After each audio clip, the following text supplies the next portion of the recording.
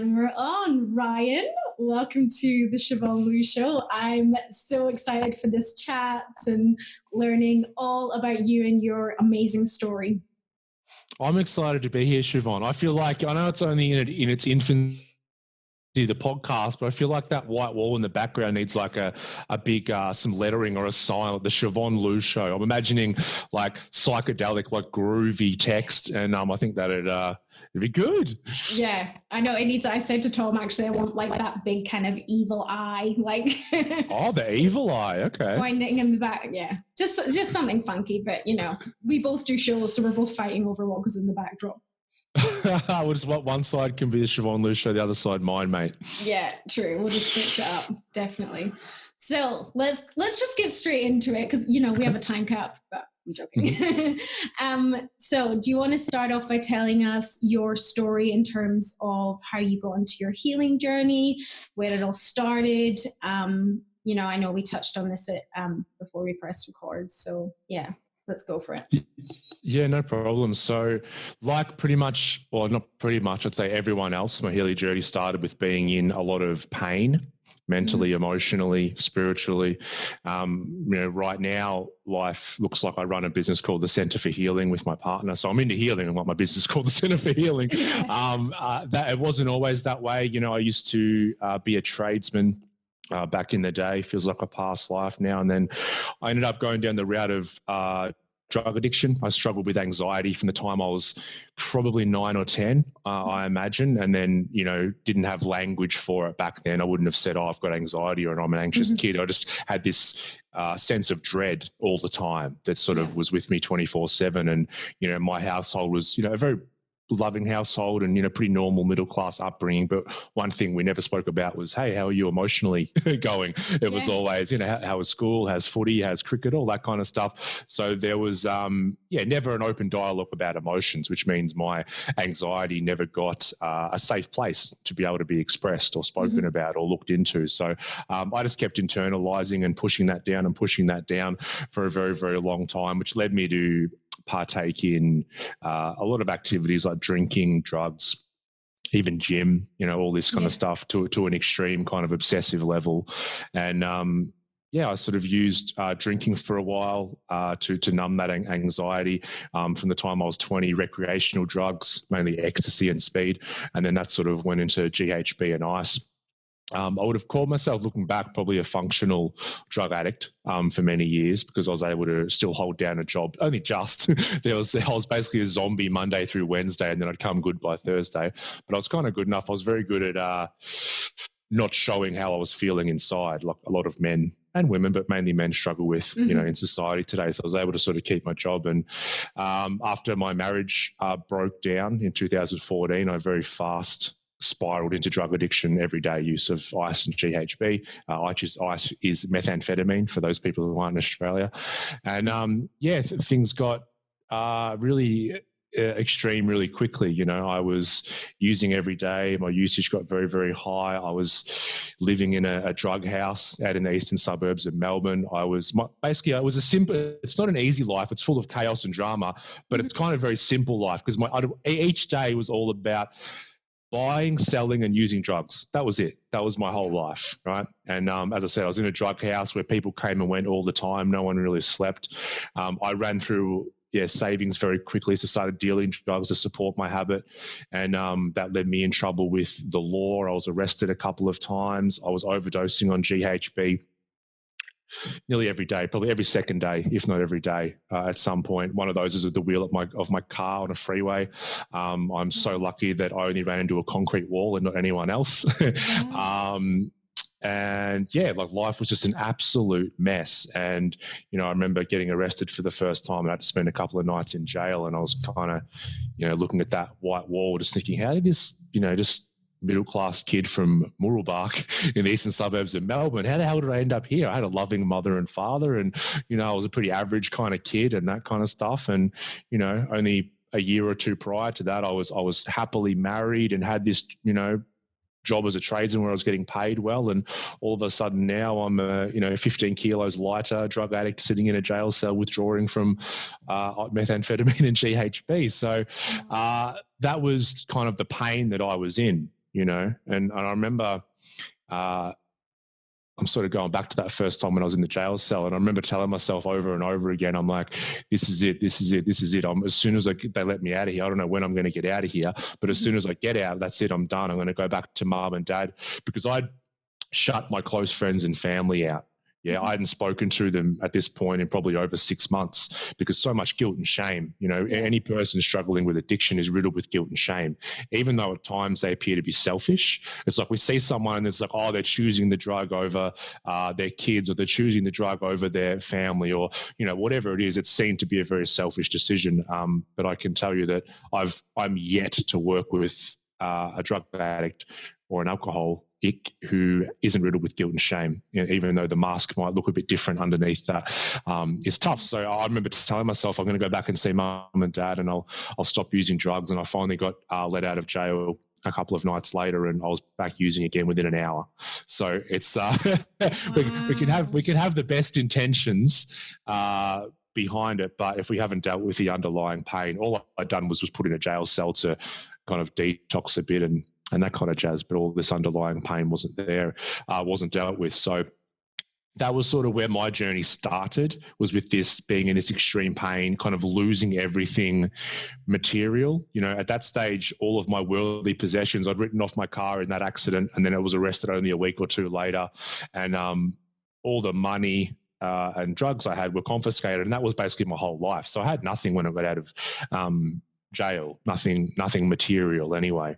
So it was then that I started thinking about the idea of getting help, basically just out of desperation, because, you know, having nothing, and then I didn't know where to turn. I'm someone who'd never really done therapy, looked at addressing my stuff. I didn't think I had anything going on internally. I was like, I just like using drugs. Like it's so funny now looking back, because now I talk to people who are in that same situation. Yeah. And so I was open to getting help at that point. So I started Googling rehab, like you do.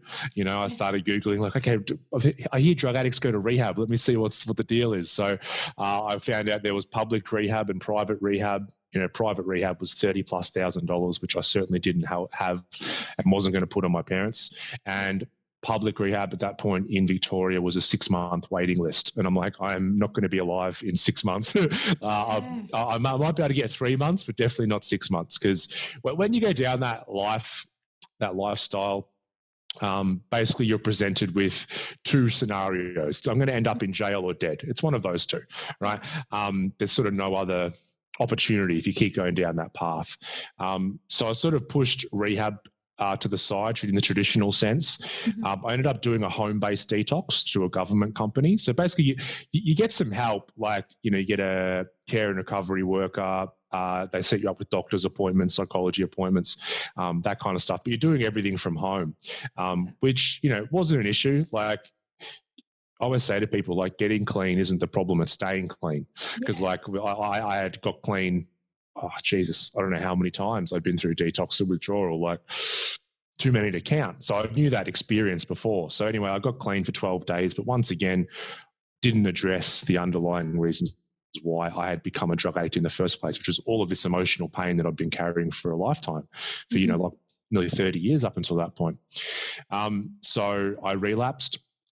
I was back on it for a week, and that week ended up being sort of the most important week of my life.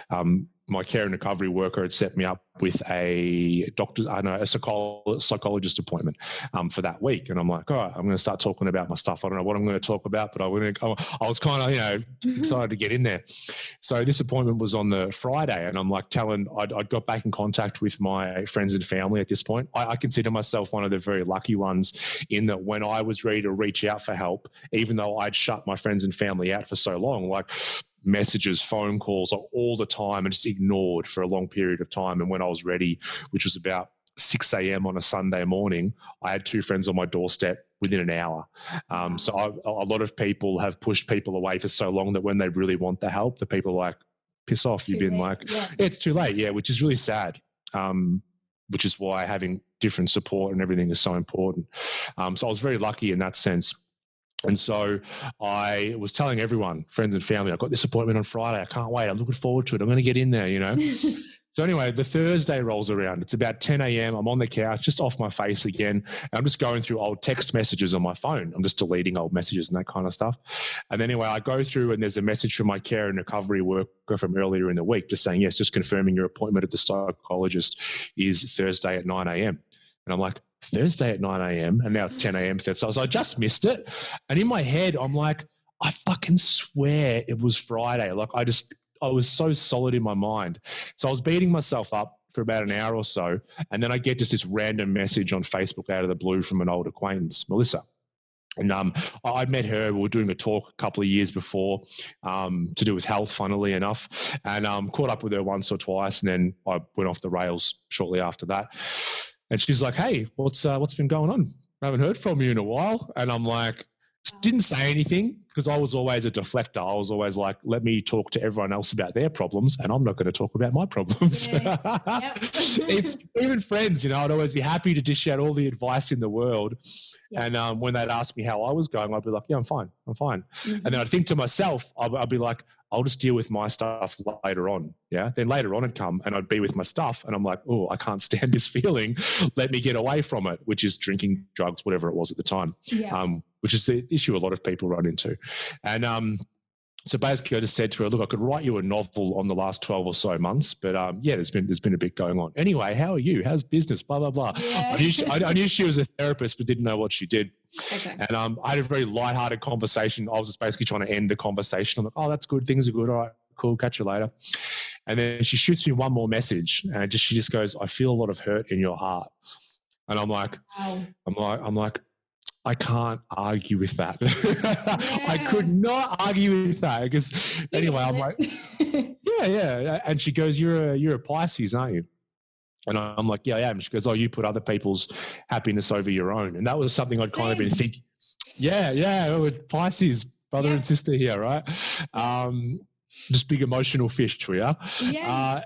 And so it was something that I'd been thinking about, not being a Pisces, but just putting other people's happiness over my own. For like the day or two previous to that, I'd have a conversation with a girl that I was dating at the time who told me that. She was a drug addict as well. And basically I was like, yeah, okay. And she goes, hey, would you be up for doing something just like online right now? Like I'll just a little basic exercise. And I'm like, yep, let's do it. All right, let's go.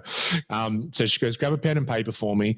And I want you to write out just some of the emotions or things that you're feeling internally. Like tune into yourself and write it out. But instead of with your dominant hand, so I'm a lefty. So she goes, write it with your non-dominant. So I have my right hand and I've got this pen.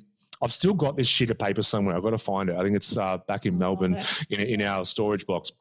And so I started writing stuff and I wrote words that kind of caught me off guard, even though I was the one writing them. So I was writing things like broken, defeated, scared, dead inside, like all these different feelings. And it was kind of, I looked at the paper and I'm like, holy shit, because I'm someone who never acknowledged or was willing to sit with heavy emotions my entire life. Mm-hmm. Like it's like as soon as a bad feeling come up, just go away, go away, go away.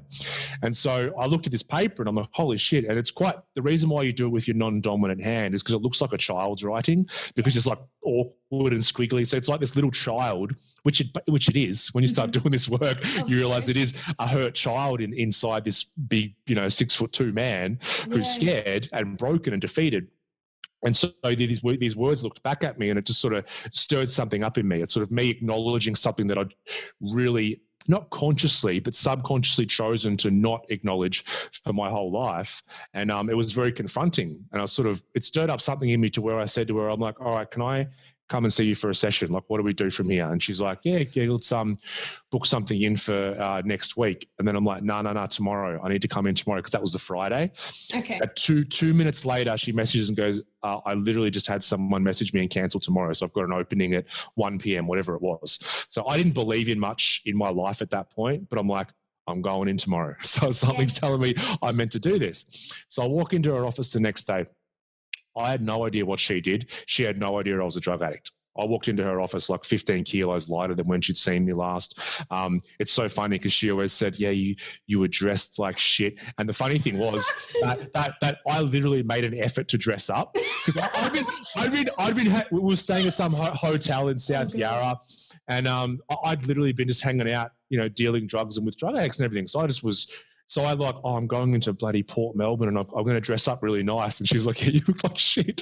So that was where I was at that time, Yeah. So she admitted later to being quite taken aback when I walked in, because I was very different to how she'd seen me last. And then I sort of explained to her, look, this is what's going on. I'm using ice, GHB every single day. My life's a complete bloody mess. I'm up on serious criminal charges. I have no car, no money, all this stuff, right?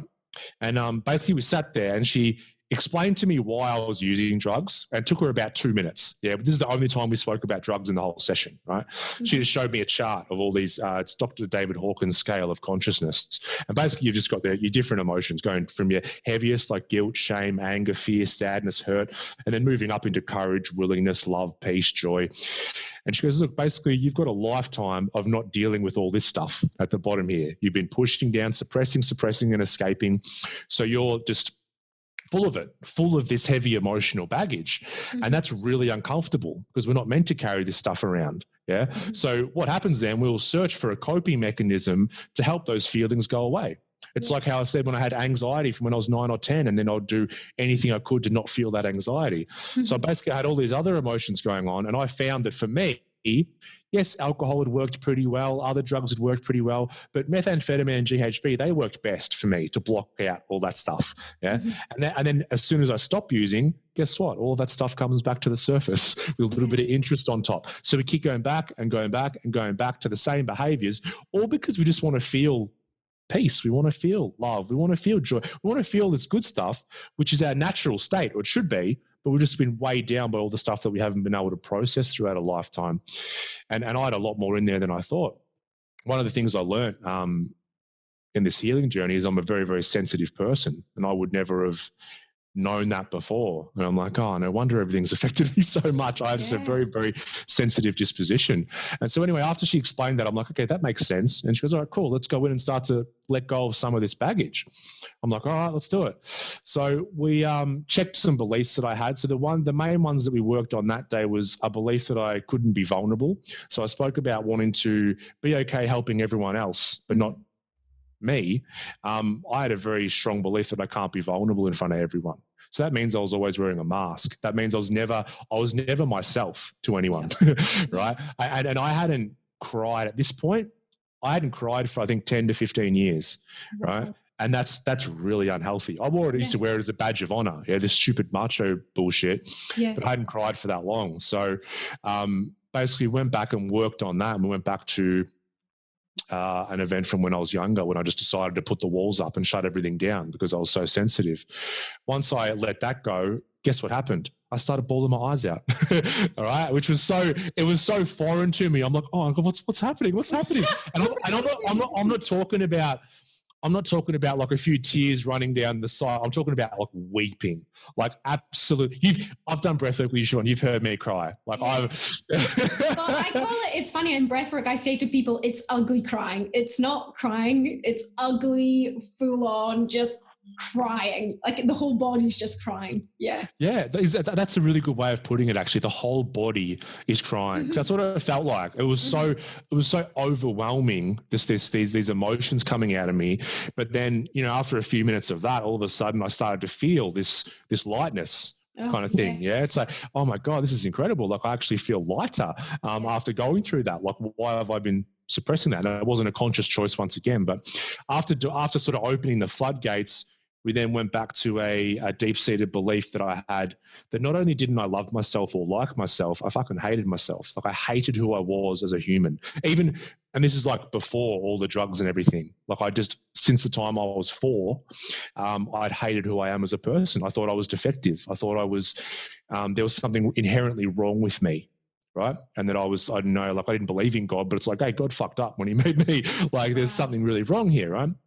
So once you went back and worked on that, and it's like, these are the things we do. We make these giant sweeping decisions about who we are as a human being when we're 4 or when we're 8 or when we're 12, Yeah. It's like, can you imagine like sitting, and I've got a little bubba now, he's nearly 2.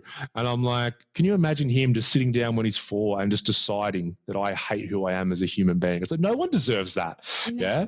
But we do that to ourselves. Like, I deserve it. Everyone else, no, they're cool. They shouldn't do that. But me, yeah, I deserve to be hated.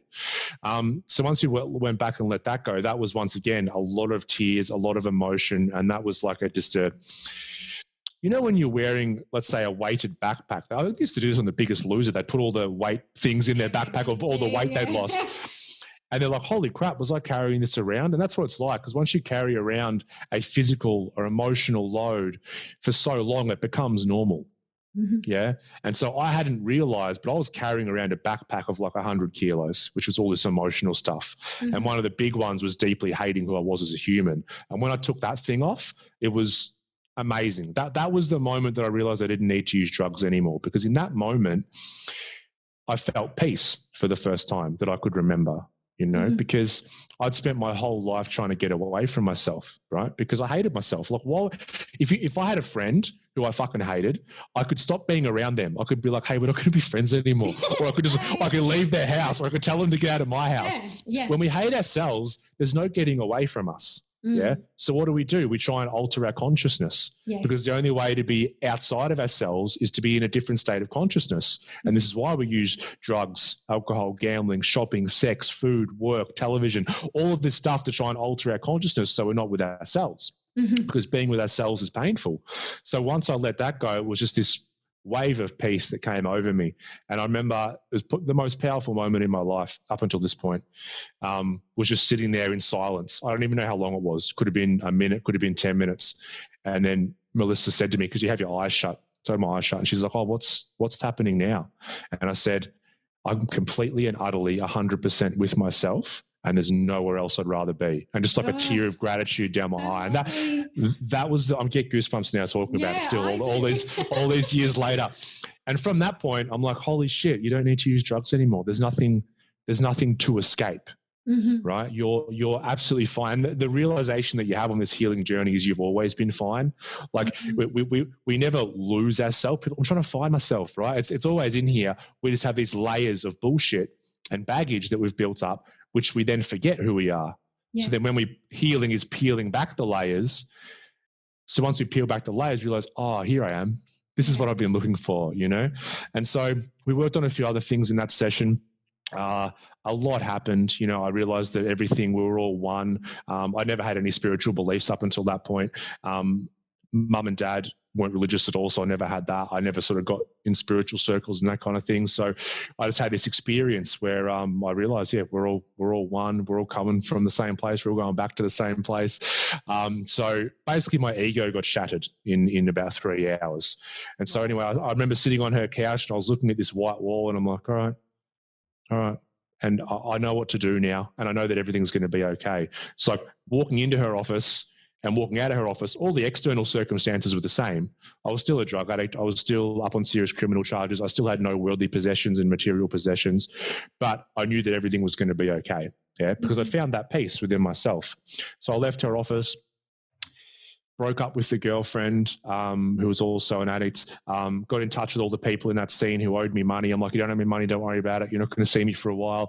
I just basically cut all ties. Wow. Yeah. So cut all ties, went home to bed, slept for 4 days, which is what happens when you're a methamphetamine addict. And then woke up and I'm like, all right, let's start this new chapter. I got very curious about what other stuff I had going on in here. So I kept seeing Melissa every week. We were unpacking. Yeah.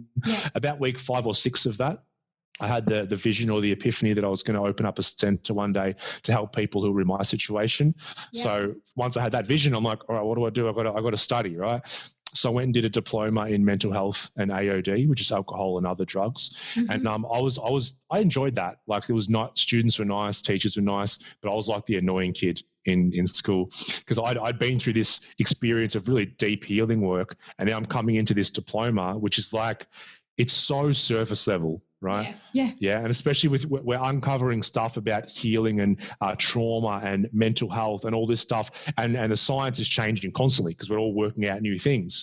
Yeah. Whatever's being taught in TAFEs or universities is like 20, 30 years old information, Yes. right? So I'm putting my hand up like every time, like, when are we getting to this? When are we getting to that? Blah, blah, blah. They're like, that's not part of the curriculum. I'm like, well, why is that part of the curriculum? Yeah. So I went back to Melissa and I just said, I sent her a voice note. I was very dramatic. I was in the car park leaving TAFE. I'm like, Mel, I need you to teach me every single thing that you know. I don't care how long it takes. I don't care what I have to do. Just teach me. She's like, all right. So I'll spend the next 6 months or so doing every course that she did, reading every book that she had, watching all the videos, seeing her each week. And she was just taking me through the process. Then we got to a point where she's like, I've taught you everything. That's it. You know it all. And I'm like, all right, I'm going to open up a center. Right. Wow. And she's like, and it got her kind of fired up as well, because she was working with, a bit of depression, anxiety, but also a lot of like business owners, helping them remove blocks. And once she worked with me, and then I'd sent her a few people with addiction issues as well, who got amazing results. It kind of lit a fire under her as well. And so she's like, look, if I can help you in any way, just let me know. And I'm like, hey, why don't we do this together? And she's like, bang, let's do it. All right. So we started the Center for Healing at the start of 2016. And we had this dingy little office in Hampton East in Melbourne. I still look back, I'm like, why did people come? Like, but we were so fired up, we were so passionate. People need help. Yeah, we were so passionate. We were lucky to have a big double page spread in the Herald Sun, the main paper here in Melbourne, of my story the week that we opened. So that got the phones ringing, and the first few people in. And once the first few people came in, we got good results, and then word of mouth. So things, kind of spread. And sitting, the way we did it was we're an outpatient clinic for mental health and addiction. And our main focus, it was a holistic, all natural approach, but the backbone of it was just taking people back and healing their trauma. And when I say healing trauma, not just, I was looking up today the actual DSM definition. It's like when your life is under serious threat due to physical violence or sexual abuse. And that is trauma, 100%. But so is so many other things, right? Like so many other things. Like trauma is part of the human condition at the end of the day, and we are all traumatized to a degree. It's sort of on or off switch. We're all on a spectrum. And so the people who are down this end of the spectrum are going to tend to lean towards coping mechanisms a lot more, and also struggle with mental illness. But once again, the people down this end still have some trauma going on, but they're able to keep it managed. So I think realizing that we're all traumatized to a degree helps us better deal with trauma as a whole. Basically from there, it was a bit of an experiment, because it's like, look, if we don't get results and people don't come to us, we're going to go out of business real fast, because we didn't have any money. We didn't have any money or any backing. I think I had to borrow money off my mum for the first month's office rent. I remember I'd like leave the office and I'm like, fucking hell, I have no money to get dinner. And I'm like, Mum, I'm a 31 or 32-year-old dude at this point. And I'm like, Mum, what are you and Dad doing for dinner tonight? She's like, yeah, I'll put some more pork chops on, come over. But luckily we got results, and we were able to grow. We moved into a bigger office. We ended up with a team of, a couple of other therapists, kinesiologists, and all that kind of jazz. And it was a really beautiful journey. And we were able to help a lot of people.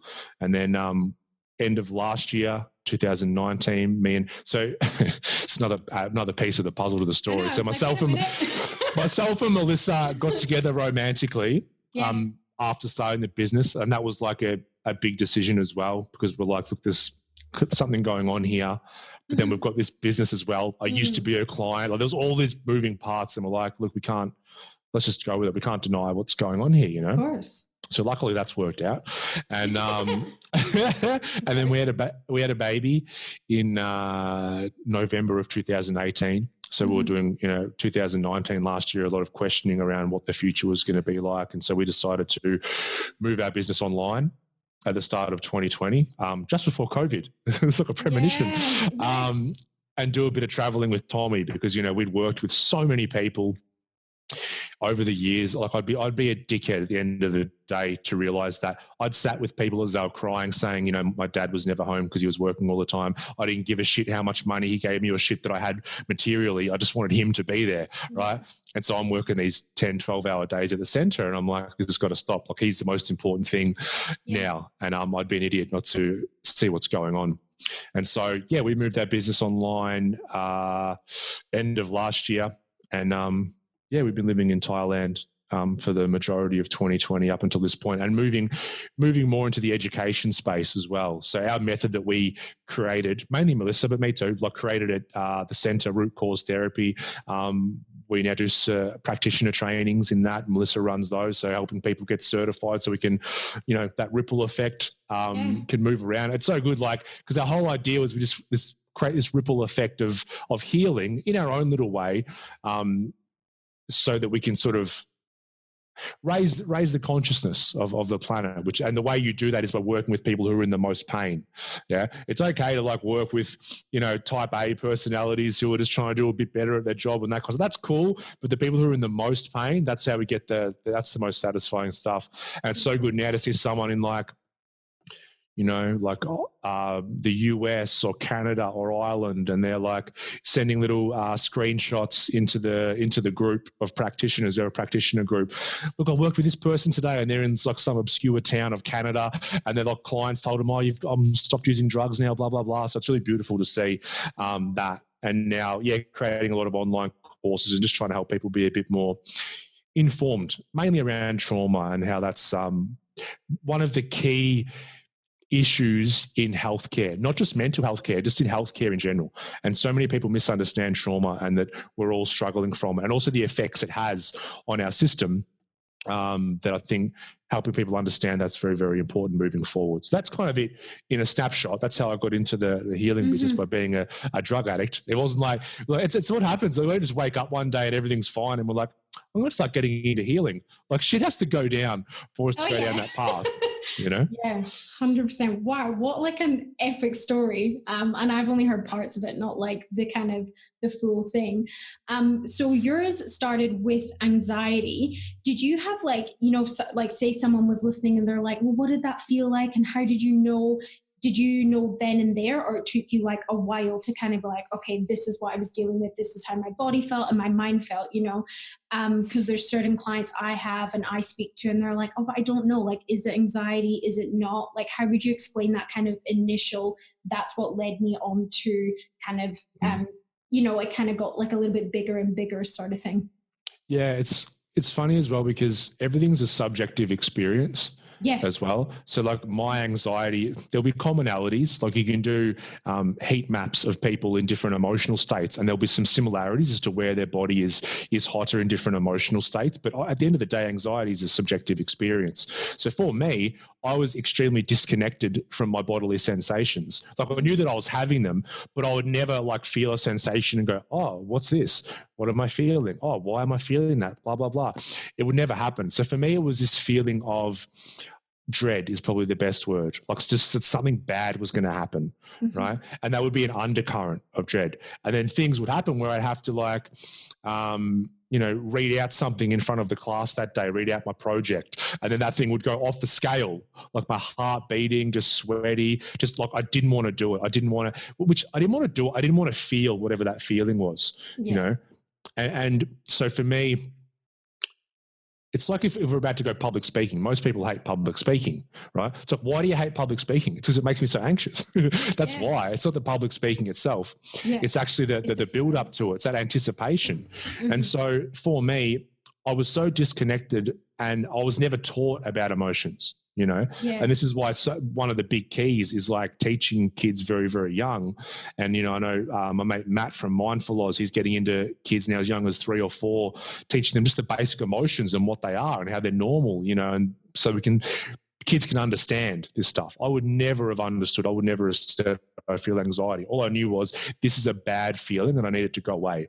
So let me, try and get out of reading out my project at school or whatever it was to not feel it, I remember even as a maybe 19-year-old, I just started my job as a tradesman. I had to go to trade school 1 day a week. And the first time I went to go, because like new environments would bring it on so much. And I was a place I hadn't been before. I remember getting to the TAFE, just had that feeling going on. And even I couldn't quite find the classroom. So I'm like, oh, fuck, I'm just not going to go. I just left and just went home, right? But I would never question that. I would never go like, why did I do that? Why was I feeling that? Because I was just so disconnected. I'm just like, well, that's what I did, whatever. I just went and used drugs, whatever. I just went and drank, whatever. It's not a big deal, right? So for people, I think you first have to have an awareness, and you have to say, like, like, what am I feeling? How is my emotional state? Start to check in with that. And it's basically like, if you're feeling uncomfortable emotionally in any way, then there's something going on. Yeah. And that might be anxiety, or it might be guilt, or it might be, there might be shame, or there might be anger. Like, you don't know until you start, then maybe work with someone. But it's like, am I feeling comfortable in my own skin? Yeah. It's like a really good definition of spirituality the other day. It was like the degree to which one is feeling connected to life. And I think so many of us are disconnected from life, and we're disconnected from ourselves. Yeah. And we're just kind of stuck up here, So for a lot of people, it's getting out of their head and down into their body and seeing what's going on. And that kind of thing. So, yeah, I think it's a subjective experience, but anxiety is just fear. It's our survival mechanism that's gotten out of control. We're meant to have fear, like it serves a very good purpose. Like if I'm crossing the road and I have my headphones on listening to an audio book or some tunes, and I step in front of a car and they hit their horn, then I need to get the fuck out of the way. So my body will flood me with adrenaline and cortisol, and I'll act before I even think. I'll act. Yeah. So that's the fear response working in a proper way. Yeah. And then after I get out of the way of the car, I should come back down to zero. Okay. But then what happens? We don't. Yeah, this fear mechanism is out of control. So all of a sudden, I'm worrying about, what Jenny at work thinks about me, and it's playing on my mind overnight. Or I'm worried about, let me check my partner's phone because they're on their phone. I don't know who it was to. Are they cheating on me? All this kind of bullshit. But what happens? That's like our survival mechanism getting triggered. Yeah, so we feel like we're under threat, and we're not under any threat at all. We're not under physical threat, but we feel like we're under psychological threat. And this is where we run into so much trouble, because for a lot of our evolution, we were under physical threat. There was wild animals out there. There was other tribes trying to take our shit. We were under physical threat a lot of the time. There was periods of no food and famine. Right now, we live in a world where there's no physical threat. Our actual life might be under threat like once or twice in our whole life. Right? So what happens is fear mechanism is now obsessed with protecting the psychological self, which is who I am as a person, which is our identity, which is all made up at the end of the day. So then when we feel like our identity is being attacked, then all of a sudden that survival mechanism gets triggered again. And we're like, fuck you, Jenny. She's blah, blah, blah, Yeah. So it's like, so as I said, anxiety is a subjective experience, but you'll just know if you're feeling uncomfortable or uncomfortable in certain situations. People say, I've got social anxiety, I have trouble being social. No, just you have anxiety that's been triggered in these social situations, but let's try and find out the source of that anxiety. Because it'll be an idea of, what people might think of me in that group, so to speak. Whereas people will say, now I'm not a doctor, this is medical advice, but then people will go for social anxiety and get prescribed Valium or something, and they'll take Valium before a social thing, and they're like, it works, it's great. But like me using methamphetamine and GHB, all I'm doing is escaping from the feelings for a short amount of time. And if I don't deal with where that fear and anxiety comes from, as soon as I stop, it'll all come to the surface again, which is called like the rebound effect. Yeah, for sure. And when you wanted to reach out and you got to that point of like, was it just too bad or so bad? Was it like a tipping point? You're like, I just need help.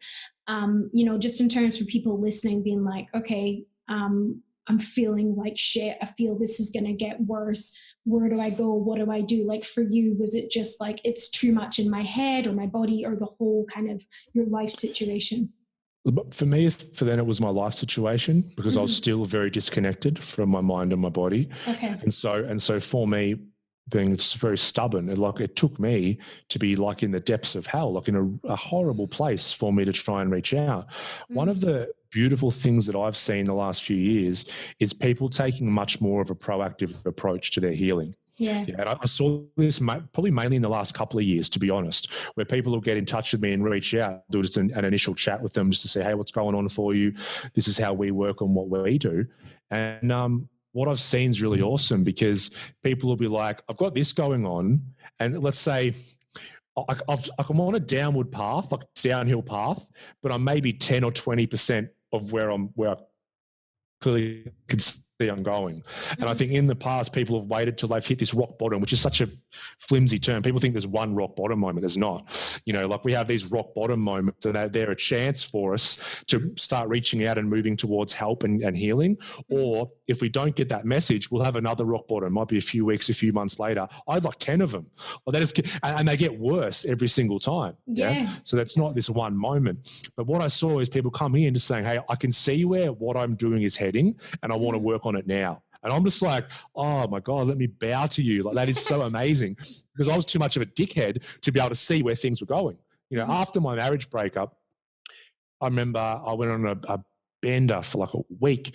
And then after that, I'm like, I'm never using drugs again. I can look back now and go, I knew at the time, it was so obvious where my life was going to go from that point, right? But I just didn't have the awareness. I didn't have the... I'd just say the awareness. I just didn't have the awareness to say, hey, I can see where this is going. Let me reach out for help. I was just too unconscious and just playing out these patterns. Yeah. But I think that's changing now. People seem to be coming out a lot more better. So for me, it was a moment where I'd been arrested. I got out of jail, lost all of my possessions. I was back using again, but I could only use a fraction of what I used before. So it was barely staving off withdrawal symptoms. And I remember I was going through my phone, and two of my best friends in that scene, who I'd see pretty much every day, who both owed me money, all of a sudden stopped replying to me. Wow. Yeah. And so I was so pissed off. I remember I was just so angry. And this was this Sunday morning. It was like during the night and then in the morning. And then I was going through and looking at these messages from my amazing friends throughout the last 6 months, 1 year. And I was just looking at them all. And they were, bro, where are you? We miss you so much. Please reach out to us. Wow. Bro, we love you, blah, blah. And I was looking at all these messages that I'd never replied to. And I'm like, dude, you've given up this for this. Like that was a bit of an epiphany for me, as to say, like, mate, you've got this support over here. All you have to do is reach out. Mm-hmm. Yeah. And it was so funny, because there's another story.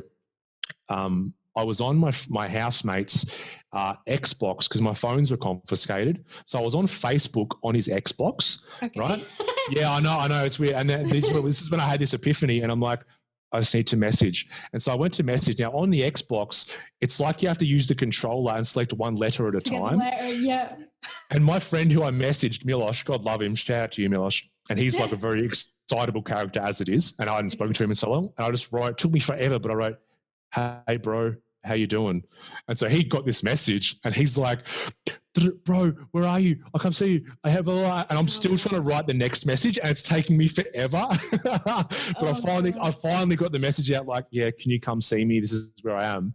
Wow. And then he rocked up on my door with a friend. So yeah, it was really beautiful. So, you know, for me looking back, and I mean, everything's hindsight, but if I didn't know, and I knew my friends would be there. I just knew. So what if I was in a situation where I pushed my friends away to a degree where I knew, or I assumed, that they wouldn't be there? Would I have then had the vulnerability to reach out? I don't know.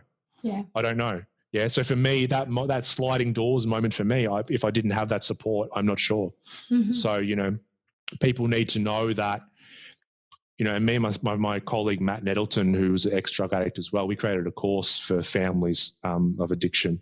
And, you know, in that course, a lot of it's about like the loved one. They need to know that when they're in that vulnerable state, you know, they can reach out when they're ready for help. That doesn't mean that we set boundaries in the meantime, but because that's where people get so caught up. They're like, but they're treating us like shit, or they're stealing from us and blah, blah. So you can still set boundaries, right? And be there for someone with unconditional love. Setting a boundary doesn't mean a withdrawal of love. So then at least the person knows that they've got someone they can lean on when they're in the moment, like I had that night on the Xbox. So yeah, but I think what I'm seeing now is people are a lot less stubborn than I was. You know, so people are reaching out a lot sooner, because now more people are understanding addiction. Yes. Yeah. So people thought, it's like this phase, right? So originally people thought addiction was a choice, right? Mm-hmm. They'd say this is a moral failing, you're making a bad decision. And this is how the judicial system still sees addiction. This is why I got put in jail for being a drug addict, you know? Let's just put people in a cage who are feeling massively alone and isolated from themselves anyway, which can make the matters worse. Yeah. Then you've got addiction is a disease, and this is how the medical system sees it. This is much better than a choice, because it means now we can at least be open for treatment and sort of not told we're losers and that kind of thing. But once again, calling it a disease is just like saying, oh, you're stuck with this addiction thing forever. It's like something you're going to have to manage. And, I remember getting messages when I first got clean, and some people who I hadn't heard from in years and years, and they would message me, and it was from a beautiful place. Like, hey, heard about you. Hope everything's all right. Just to let you know, like that compulsion to get on and score drugs, it will never go away. But look, it just gets easier. And and that's complete rubbish. Yeah. If that's a belief that I have, then that's going to become my reality. Yes. People ask me all the times, what do you do about cravings? I'm like, I fucking do not crave drugs. I haven't craved drugs for 5 years. Like, it just doesn't exist. And they're like, what? Because everyone's still in this model of AA and NA, Alcoholics Anonymous, Narcotics Anonymous, which I love. It's a free service. Like, it's awesome. And I know people who would save their life. Yeah. But if we're going to move into the next evolution of consciousness around addiction, we need to sort of leave some of that model behind, which is once an addict, always an addict. Like, people literally say, my name is Ryan, I'm an addict, and they've been clean for 5, 10, 15 years, right? It's rubbish, right? Yeah. So then we go from disease model now to a lot more people are understanding addiction is a coping mechanism for deep emotional pain.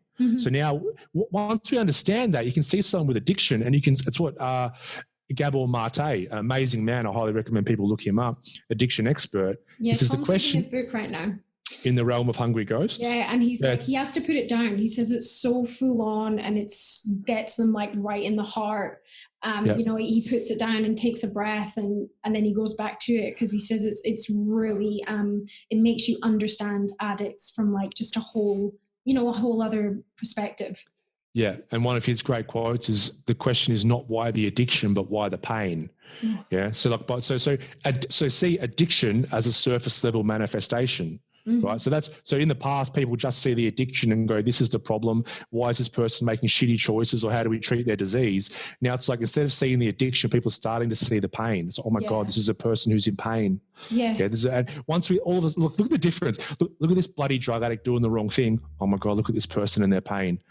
All of a sudden we go from judgment to compassion. Compassion. Yeah. Okay. So now, as a collective, as a society, the more people who start to look at a drug addict or an alcoholic with compassion and not judgment, then all of a sudden their stigma gets removed, which means what? It means that the person struggling is going to be more open to getting help. Because the reason why we don't get help is because we go like, I'm just going to go in somewhere and be judged. Yeah. And I remember going into the doctor's clinic, and I'm like, oh my God, like everyone's, looking at me, and you get treated like a second-class citizen. But the more people that go from judgment to compassion, the more people are, because what happens then, there's group energy and there's group beliefs. So there's a group collective energy around addiction with like our country, our planet, everywhere, right?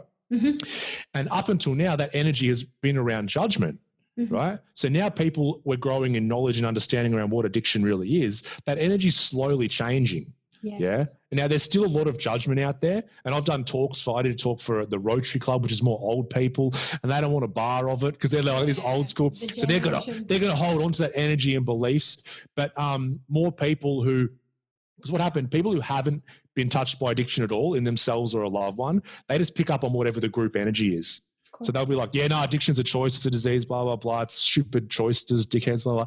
Now people, who are being born now will grow up in 20, 30 years, and if they don't get touched by it, they'll take on the group energy of this compassion, right? So it's all moving in the right direction for people getting more help and getting the right help. It's just a very slow process of change when it comes to these. I guess we listen to as well, we talked about this before the show, but I just found out a couple of days ago, a really good friend and was a boyfriend at one point in school. I just found out recently he passed away from drug addiction. But if I looked at that probably a few years ago, I'd been like, oh yeah, he just takes drugs. But from studying trauma and studying being seen, heard and supported, I was like, I can look back at him and be like, he was like me. We were like the naughty kids in school, the ones that were like misunderstood, the black sheep. No one listened to us. We would always ask questions like, what does this mean? And what did that mean? We'd want to know everything, and at the same time, nothing made sense to us. And we didn't understand why we were being punished for being different, or for asking questions, or for not being able to sit still in a chair in a classroom. But from studying that and having compassion and being like, wow, I wonder if that was because he wasn't being heard as an adult. And I wonder if they ever addressed his trauma in his childhood. And I was like, oh, I wish I could just like go back there and see him and be like, I'll listen to you, and it was just, I really want to put the message out there to people. Like, if you're just have that little nudge of like, oh, I just would love to talk to someone about this, or I'd love to share my voice or my feelings. I just think it would, I just think what you're doing is amazing in terms of putting that message out there, especially with addiction, because I definitely would have looked at it differently a few years ago to now, as obviously working with people and studying trauma, inner child, where the pain has all come from. Yeah, it's so important. Like when we go through these things, it doesn't have to be addiction. This can be times of stress or people that are struggling with depression or anxiety. We feel like we feel like a defective human, which is just a story that we tell ourselves, and we feel very isolated. And we're like, this is just me and I'm going through this and, I shouldn't be going through this. Who am I to go through this? And other people are fine. Then we get on Instagram and Facebook and everything, and we look at everyone else's life and go, oh my, everyone else is having a bloody ball. Look at Siobhan. She's doing all her breathwork stuff. She's doing so well. Look at Ryan. He's over living on Koh Samui on a tropical island. Oh, everything's fantastic. It's like you're comparing your low light reel to their highlight reel, which reinforces this story of deficiency. Now, what we do, and that stops us from reaching out, stops us from being vulnerable. But the thing is, once we are vulnerable and we do reach out, we realize that everyone's going through something similar. And there's someone on the planet, someone in your country, someone in your town right now going through something pretty much exactly the same that you are, and you're not alone, right? As soon as we feel like we're not alone, but we have to be vulnerable enough to open up to that and understand it, like, I've had days here where I've been depressed as shit. Like I wake up looking out over the ocean and the jungle and I'm like, I'm just feeling depressed, right?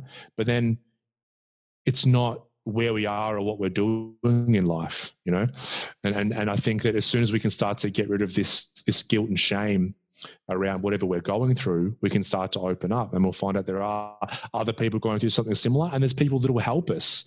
There's people who can help you work through that stuff. And it's this understanding as well. Like I think about this a lot. It's like your friend obviously passed away, and I obviously don't know that person, but I understand them. It's like when someone as well commits suicide and everyone's like, I don't understand why. And everyone gets really angry. It's like, I understand why. That person was in so much pain that they thought the world would be a better place without them in it. Yeah. So whilst it's extremely sad if someone kills himself or dies in that way, we've got to understand it. Yeah. There's part of me that's very sad. And there's also part of me that understands that the suffering is over for them. Yeah. So we can feel sad and grieve, but we also, as long as we understand, otherwise we're just fighting. This is where most people get in trouble. This person shouldn't be using drugs. This person shouldn't have killed themselves. No, we need to understand this so we can create a better environment and space for people moving forward, and because I could have died like a number of times, like, ODing and passing out the wheel of your car on a freeway. I could have died and killed someone else. Like it's just, that's grace. I don't know how else to put it. There's someone watching over me, maybe, I don't know. But like I could have been the dead one, and your friend could have been the one who nearly died but didn't, and then all of a sudden went through his own healing journey and started a healing center. I don't know. It's just very, very interesting to me. So it's like all we can do is, I think, create a better environment collectively moving forward, with more compassion, because this is why, and this is why so many men kill themselves, is because we don't want to reach out because we have so much shame around what we're going through. And I think now I see so many more now groups for men online, and before the COVID, actual groups have been getting together where it's like, let's actually get together and talk about our feelings and what's going on in our life, so we don't become one of these statistics who end up killing themselves because we wouldn't open up and reach out because we had to be strong in that old traditional masculine sense, which is rubbish. Yeah, it's so true. And this is why when, people come and do breath work, they're like, oh, do you do like one-on-ones and groups? And I just try and encourage everyone to come to a group, because when they do, and obviously I encourage people to share at the end, they all realize, they're like, oh, everyone's just the same as me. And it's the most common feedback I get. It's like, it was so nice to hear everyone else's story, and everyone else has like got a similar situation. And, they integrate that, and then they come back and you hear like next week's story and kind of how they're working together and moving on and kind of integrating what the breathwork showed them. And it's just, I'm always trying to, you know, get people together in community to collectively heal. And then, you know, they pass that on to everyone else and heal their family and, you know, the generational trauma. And yeah. And that's exactly what we were just talking about. It's like they come to a group and all of a sudden they've got all this stuff going on and they're like, oh, I'm just a weirdo who has this stuff and worries about these things, blah, blah, blah. Then they're like, oh, you guys all have the same kind of worries, just about different stuff. Oh, you're human as well. Oh, so I'm a human. Oh, I'm a human and you're human. Okay, cool. So it's like this recognition that, you know, we live in a dualistic universe. You know, there's suffering comes along with that. You know, and once we understand that other humans are going through pretty much the exact same stuff, then we can let go of this idea that there's something wrong with us individually as a person. Yeah. You know, because all of the troubles we run into are deficiency stories. They're narratives in our mind based on stored emotional baggage that says, I am deficient in some way. There's some way that I am deficient as a human being, right? But that's like, it's a story. A story based on these energetic imprints. And that's the stuff that breathwork does. Breathwork brings up a lot of these imprints and everything that we've been storing in the body, because that's where we do store them. We store them in the body. Emotional disturbance. Yeah. Then the mind wants to come up with the story to help try and justify or deal with that feeling. And then all we become then is this network of narratives and thoughts. And we get lost in the weeds. We get lost in this idea of the narrative around who we are. Yeah. Someone might get diagnosed with depression and like, okay, well, now that's part of who I am. I'm depression. Yes. Good luck not being depressed if you identify with having depression. Yeah. Exactly. Not to say, and this is where people get caught up, not to say that if you got depression, your suffering is very real. It's extremely real. Yeah. But let's deal with the actual feeling and the suffering, not the idea of what depression looks like and if that's who you are as a person. Yeah, I absolutely agree. Ryan, before we wrap up, you talked about your breath work. Can you just give a really quick rundown on how you experienced your first breathwork session and what it felt like? Because, you know, with this podcast and talking about healing, I find that breathwork is something really hard to explain. And I love sharing it through people's stories and how their session was. Can you just give a really quick rundown of your first session? If you've done a couple, so any one of them. I've done a few, and they kind of take the same arc. It is a journey, yeah. And once again, it's a journey of our bodily sensation. So we're energy as humans, we're just energy, and all of our emotions, whether conscious or unconscious, are just energy as well. You know, emotion, energy in motion, and energy wants to move. Energy can't actually stay still. So what happens? These impressions they circle on themselves. That's how we keep them stuck. And we do that, not consciously. So what breathwork does, for me, it's a very yang or very masculine meditation, because it starts to actually bring up these bodily sensations that we mightn't have been aware of, or we've been sort of pushing to the back for a month, a year, 10 years, who knows, right? But all of a sudden that's beautiful, because now we can start to bring the unconscious up into the conscious, yeah? For me, it's been a really good process of, and also in the sessions, we've touched on the masculine and the feminine. Yeah. So it's like this journey of masculine into the feminine. And even I think the last two ones are like, I'm like, oh, I don't think I'm going to cry today. You know, I don't think I'm going to cry. And then whoosh, whatever that bloody second last song, every time your second last song is perfect. And I just start bawling my eyes out. And so there's also this very, you know, aggressive, angry yelling before that. And then we come into, all of us doing is just getting so much energy moving in the body.